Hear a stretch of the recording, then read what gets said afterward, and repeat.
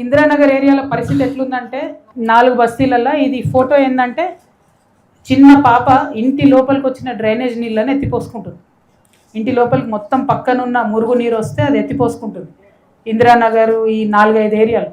అయితే ఈ బస్తీ చూసి మేము ఇక్కడ క్లీన్ చేయమని డిమాండ్ చేద్దాం ప్రభుత్వాన్ని అనిపోతే ఇక్కడ ఎమ్మెల్యే గారు కృష్ణారావు గారు మేము ఆడ లంచ్ చేసే టైంలో ఆయన జేసీబీలు వేసుకొని అడిగిపోయాడు. పోయి ఇప్పుడు ఆడంతా క్లీన్ చేయించి బయటకు వస్తున్నాడు. మరి ఈ సోయి ముంగటేమైంది? ఈ 10 ఏళ్ళు ఈ సోయి ఉండొచ్చు కదా. జాగృతోళ్ళు జనం బాట అని పెట్టుకొని వచ్చేదాకా కూడా ఎమ్మెల్యేలు కదలకుండా ప్రజల కష్టాలు పట్టించుకోకుండా ఎంత దారుణం ఇది. ఇది మీ కాన్స్టిట్యున్సీ కదా, మీ కోటేషన్ వాళ్ళే కదా. ఇప్పుడు ఆయన పోయి అక్కడ కూర్చున్నాడు కృష్ణారావు గారు 2 గంటల నుంచి. ఆయన కబ్జాలు చేసుడు బంద్ చేసి అప్పుడప్పుడు జనాన్ని చూస్తేనేమో ఏమైనా ప్రజల కష్టాలు అర్థమవుతాయి. తెల్లారులేస్తే కబ్జాలు, తెల్లారులేస్తే సెటిల్మెంట్లు, అంతే తప్పితే ప్రజలను పట్టించుకోకుండా ఉన్నారనేటటువంటి ఆరోపణలు మొత్తం మేడ్చల్లో ఉన్న అందరి ఎమ్మెల్యేల మీద కూడా ఉన్నాయి. మరి ఒకరు అని నేను పేరు చెప్పదలుచుకోలేదు. సరే మీరు సంపాదించుకుంటే సంపాదించుకున్నారు, కానీ అప్పుడో ఇప్పుడో ప్రజల దిక్కన్నా చూడాలి అని నేను కోరుతా ఉన్నా.